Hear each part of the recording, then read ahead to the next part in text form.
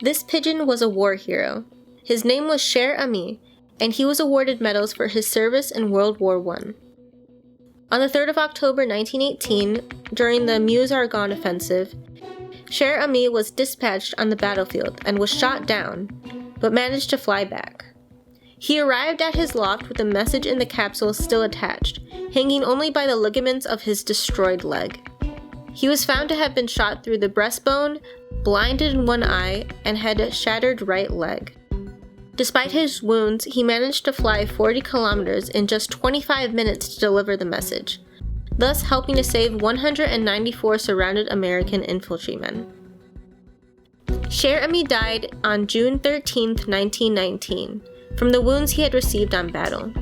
He was one among 32 other war pigeons that had been awarded war medals for their heroic services in saving human lives. Domestic pigeons have a remarkable homing ability. They can reliably fly home when released at a location they have not visited before, up to 1,000 kilometers away. How exactly they do this is unclear, but the most popular conception is that pigeons can sense the Earth's magnetic field. However, studies indicate that there is more than one cue on which a pigeon's navigation system is based. In addition, pigeons have displayed notable cognitive abilities. Domestic pigeons are commonly used in lab experiments in cognitive science, providing considerable knowledge of pigeon intelligence. Pigeons are able to understand basic numerical skills equivalent to those shown in primates, and they can distinguish between cubist and impressionist paintings. Pigeons have even proved to be more accurate than human participants in some visual tests. Pigeons played important roles in the First and Second World Wars. Hundreds of thousands of highly trained pigeons were used to deliver the messages during the wars. But our relationship with pigeons goes way back to prehistoric human civilization. In fact, the rock pigeon is the world's oldest domesticated bird. Domestic pigeons have been mentioned in Mesopotamian clay tablets and Egyptian hieroglyphs dating back thousands of years ago. Research suggests that we started domesticating pigeons as early as 10,000 years ago. Despite our close relationship with pigeons, we don't know a lot about the specific origin of domestic pigeons. The subspecies of the wild ancestor is unknown. Written accounts rarely cover the early stages of domestication, and the fossil record doesn't provide much to work with since their bones are fragile and very similar to wild birds.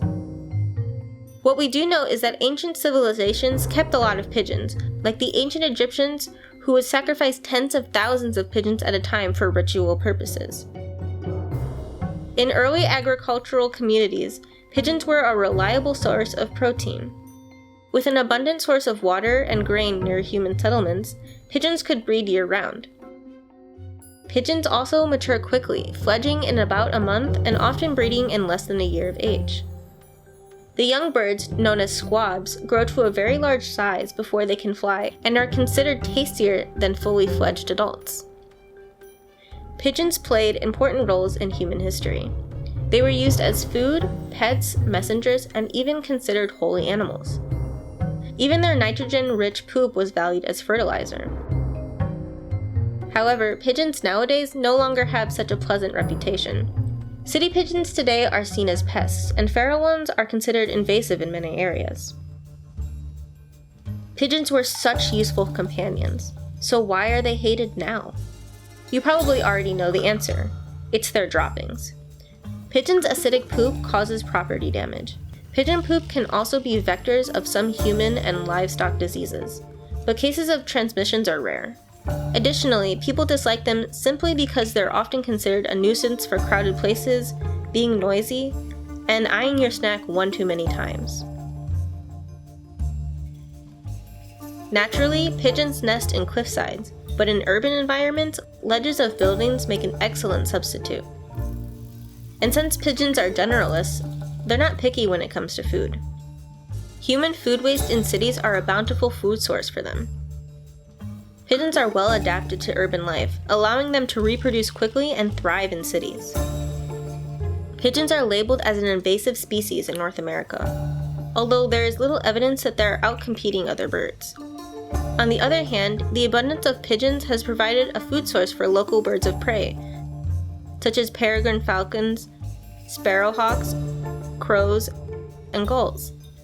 In some places, these predators have been utilized as a form of natural population control for the feral pigeon population. This and other population control methods have been employed in cities around the globe with varying degrees of success.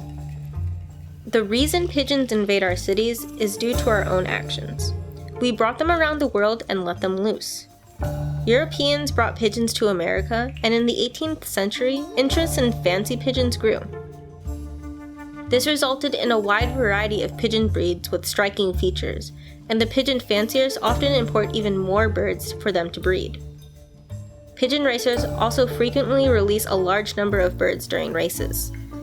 It is these human activities that continue to supply our cities with pigeons. While you may see them as unwelcome pests, pigeons have held historical importance to our civilization, showcasing remarkable abilities that proved useful in both modern scientific endeavors and during difficult times in the past. Pigeons fed our ancestors and fought our wars. And remember, it is us who brought them here. They deserve more respect. This video was made in collaboration with Flat Wavelength. She helped me narrate this video. We also made a video for her channel. You can find it somewhere in the screen or linked in the description below. Thanks for watching.